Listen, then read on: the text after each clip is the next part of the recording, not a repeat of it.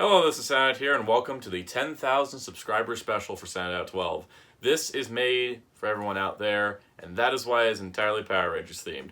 The majority I know of my audience is Power Rangers fans, so I decided let's do a three-part series talking about Power Rangers Morphers. I talk a lot about Megazords because I really love Megazords. The Morphers are a very essential part of Power Rangers, and it's something that I really want to talk about.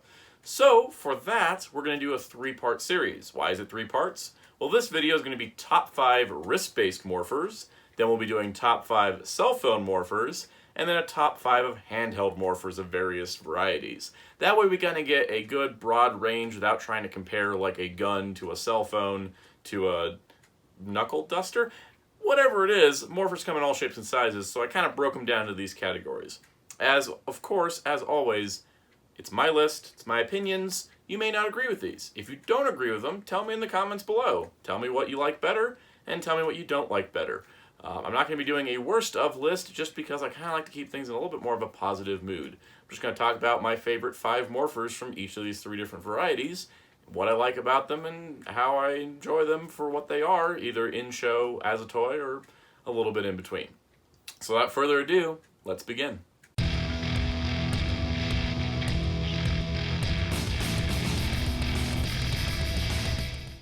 So number 5 is the Magnum Morpher from Power Rangers Lost Galaxy, officially known as the Magnum Defender Morpher on the toy packaging. This is kind of an interesting case. Now this is definitely on the list because I love the Magnum Defender. He's my favorite Ranger of all time. It's not the most exciting wrist changer. It's not my favorite, clearly, but it had to be on the list. It's my favorite Ranger.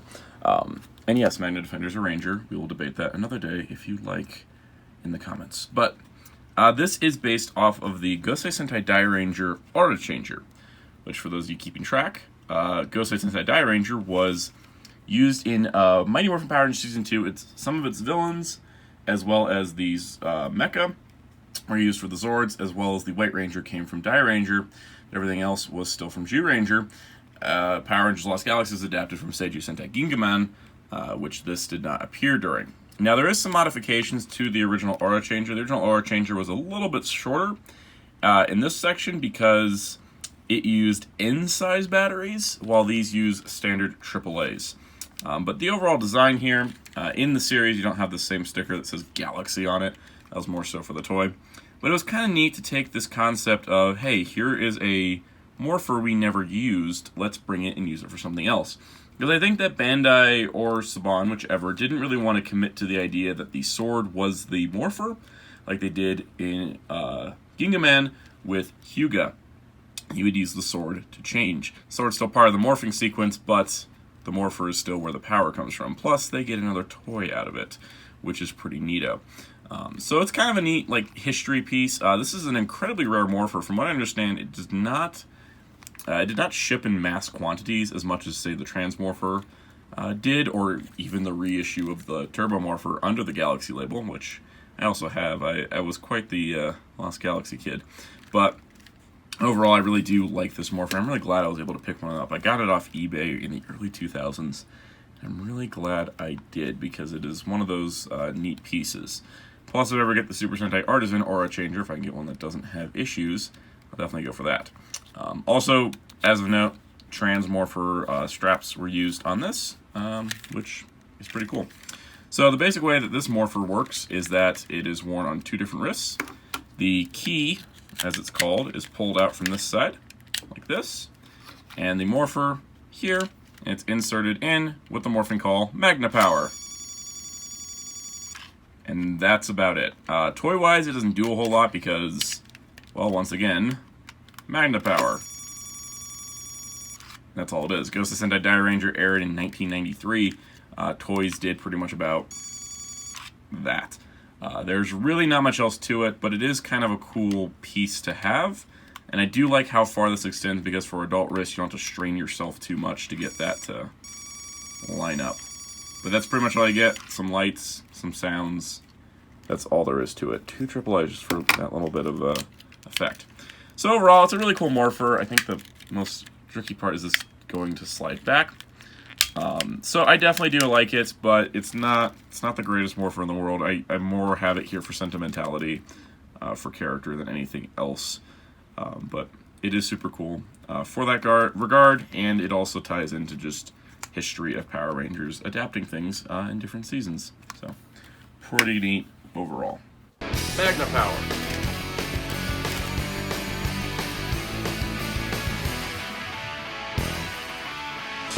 Number 4 is the Dino Morpher from Power Rangers Dino Thunder. Now this one I put at number 4. I know it's a really popular Morpher, especially with its aftermarket prices. But I put this at number 4 strictly because while I like it, there's others I like more. But this is definitely one of my favorite Morphers. Now out of all 4 of the Morphers from Dino Thunder, of course, one of them being a straight repaint of this, I think I like this one the most. I like the Brachiomorpher's key gimmick. I think it's kind of appropriate that they brought Tommy back, so he went from having a key morpher to a key morpher. And I do like Trent's morpher of the Drago morpher, but I think this one is kind of like the best of all of them in a way. I think it kind of works the best. So this is actually the Korean release of the, I think it was the Dino Brace from Aba Ranger, which is why it's got like a nice, padded strap, vinyl strap, as opposed to plastic, and overall looks a little bit nicer. The reason I got the Korean release was because it has a locking jaw. On the American release, it pretty much does that. You activate it and it snaps straight close, no lock. So essentially that's kind of like why I got it, was because of the locking feature. Even though the sound effects seem to work the same as my Triassic Morpher, so I'm thinking it's the same sound effects programming, because when you hold this open, it just plays the morph sound. It does not need you to press the button. So it's kind of a weird programming thing. Also, I've noticed that the plates don't hold on very well. So that's the downsides to the Korean one. I know the American version, they hold a lot better. But I love the dinosaur head. I love that you can swap out. This is like one of my favorite things on Morphers, as you'll see throughout the whole series, is that, yeah, I love it when you can swap out to a different Rangers within the same box. It's wonderful. So, you got blue there, and of course yellow. And I like how it changes the look of the Morpher. It also changes the sound effects. But you can see how you got kind of like, you don't see the teeth there until there, which is pretty cool because, So we're going to do that. So basically, let's turn it on and do a sound demonstration. So if you push this, it's a pretty annoying sound, all things considered. You push this down and press it again, it just makes the same sound. Now let's do the morph. So you get that. This kind of the whole jaw thing, if you push this and then it just kind of overrides, which is a little annoying, but yeah, this is a very strange release. I think that the sounds are better in both the American and Japanese releases, and this Korean release I think I just got for the jaw. You get that kind of different sound, which is pretty neat. Because this is the same just with the red light, but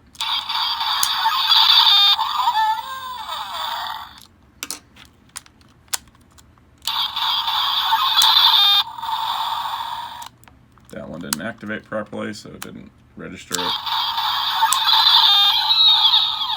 There you go. This one's really loose. Like, this does not stay on. I don't know what was up with that.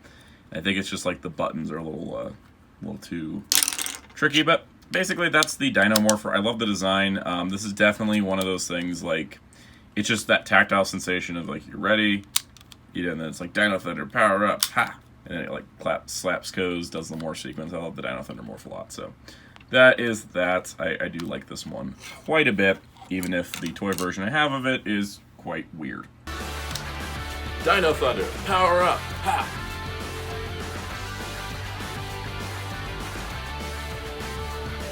Number 3 is the Titanium Morpher from Power Rangers Lightspeed Rescue.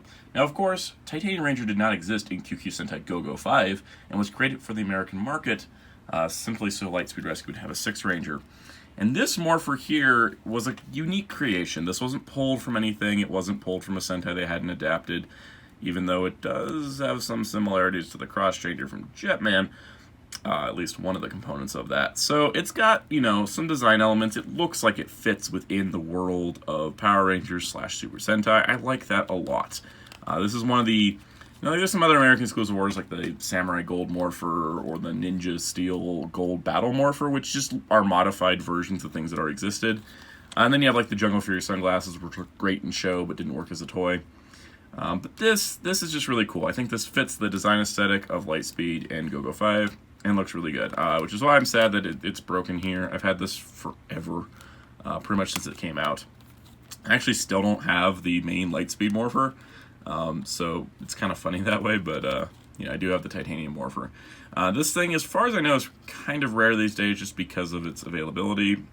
Just it's 20-year-old, Morpher. But overall, it's really cool. So it's actually got quite a bit of sound effects, more than the Magnum Defender Morpher. So I got a call button here.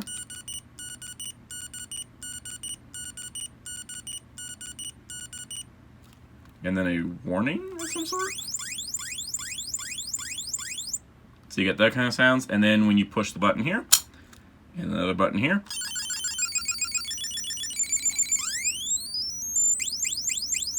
pretty basic stuff, but really fun. I think a lot of the things I like, it's got the M for his shuttle, because that was, the mecha did exist as Liner Boy. But then you get to push this, and you get the V that's on the Titanium Ranger's helmet, so I think it's really cool. And I just love, I think more Morphers need to have like a push, press. Because that is such a tactile sensation, especially as a kid. I love just flipping it open, pressing the button. Because it's just, it's so sharp too, because the spring is just so strong.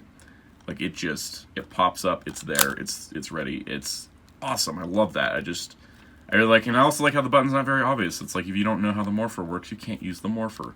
You press it, and you morph. It's awesome. I do really like it. Probably not up on a lot of people's lists just because it is a very basic Morpher, but I think there's something about it. I think there's something about it that's really special. It's something that only Power Rangers was able to do. There is no other toy of this. This is strictly a Power Rangers thing, and that's pretty dang cool. Titanium Power.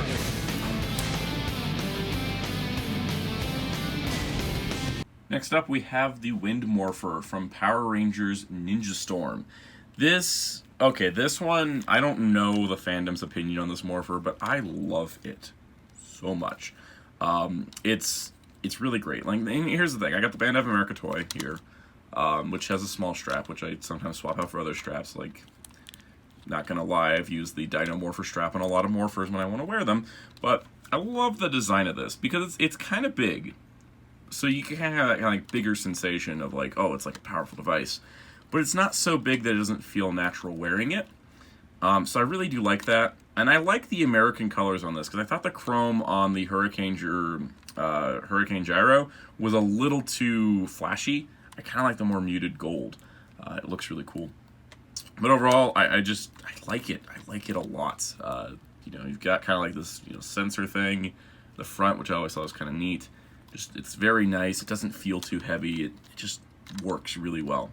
I also like how you have the options of power discs. So of course we got Dustin's yellow Wind Ranger, Tori's blue Wind Ranger, and Shane's red Wind Ranger disc. So these discs, you can swap them out, and you can have whichever look. I don't tend to swap a whole lot on this just because the connection feels really stiff these days, and I'm afraid I'm going to break a clip, and then I can't hold any discs on it. So I just kind of leave these two off to the side. Dustin is my favorite of the Wind Rangers. So really nice. It's nice. I love having the options. Having options is fantastic. Out of the Ninja Storm Morphers, I think the Thunder Morpher is really cool because it's got that, similar to the Titanium Morpher, it's got the flip open wings. Just be like a big reveal thing. And then the Samurai Star Morpher is just a ball of spinny, and then the Lightning Morpher is this, but with more extra bits on it. But I think this just has the most streamlined look to it. And I do really like it. So, going through sound effects, the gimmicks here are pretty neat, because you got the call button, little light up top.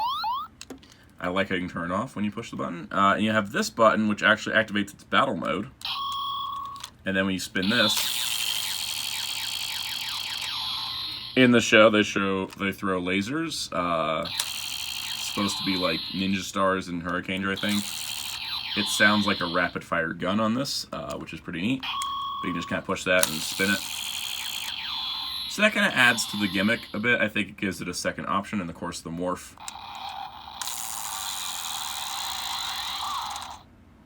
So you get that. I love the feeling of spinning this. It just feels nice. It's got that It's got that sound that's not like grating, but it's just that you get a good spin on it, you just get kind of like the... It's kind of like spinning a spinner on Game of Life or something, where you just hear the Wheel of Fortune, where you just hear like the little ticks going by. So really cool. I love this Morpher so much. And honestly, that's why I put it at number 2. It's just because there's really only one other wrist Morpher that can actually take the top spot. Ninja Storm, Ranger Force, ha!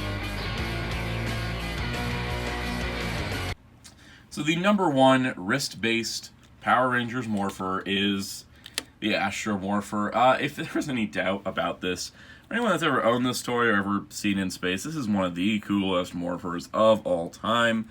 I got this back in the mid-2000s, I think, from a seller on Ranger board. Got a really good price on it. This is something where the strap fits an adult wrist, which I love. It's nice and small. Like, it's, you know, you kind of wear it, and it's like, oh, look at your fancy watch. Not like, look at your Power Rangers toy you're wearing in public, sir. What is up with that? It kind of blends in. You kind of have that, you know, that mysterious feeling that I think is really cool.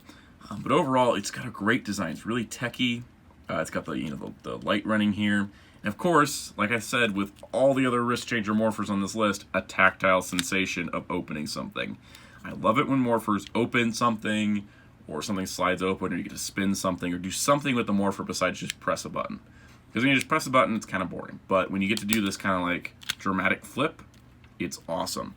Plus, this was the first Morpher that had more than one sound effect. Can you believe it? Most of them just had like 1 or 2 sound effects. This thing went all out. So let's switch it on. Also, I like how on the in-space toys in general, they have that little ding to remind you it's on. It's such a good battery saver. Noticing all the codes, every one of these buttons.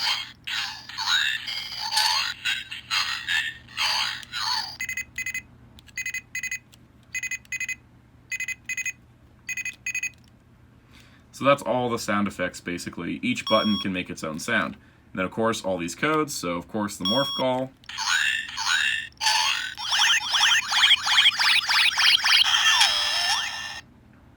Then we have the Galaxy Gliders. Just almost called them the Cyber Sliders. Digitank.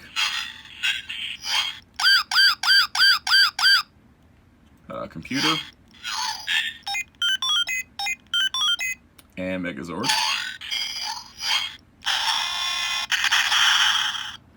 And then the game function.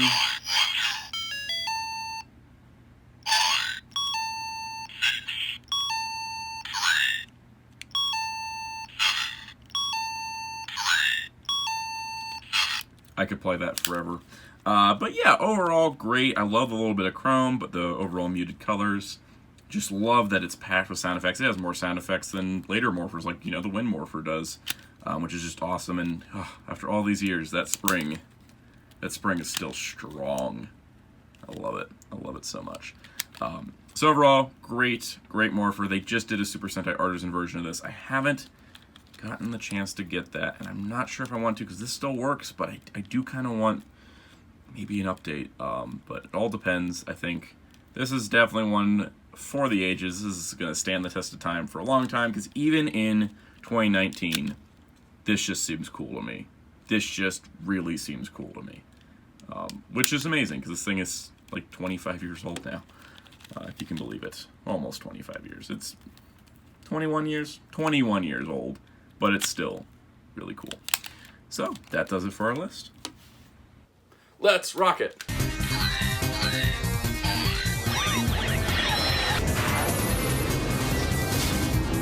So I hope you enjoyed this list of the top 5 wrist-worn Morphers. This was just kind of a fun list, and I do like the wrist-worn type more than the others, and I hope that we get more of those in the future. Like I said, if you don't agree with my picks, absolutely let me know in the comments below. If you like this video, please hit the like button and hit the subscribe button. I appreciate every single subscriber out there and all 10,000 of you that have supported me over the 10 years on YouTube. I really appreciate it, and I'm glad to finally hit this milestone. So thank you, each and every one of you. You're special and very important to me continuing to make videos on this channel, and I hope that I provide content that you want to see. Also, be sure to check out Hero Club for all of your Power Rangers news and more at hero-club.com. Our wonderful title card artist, Ryan Darklaw643 on Twitter at Darklaw643, and you can find my social media links at the end of the video. Until next time, this is Soundout saying, Goodbye.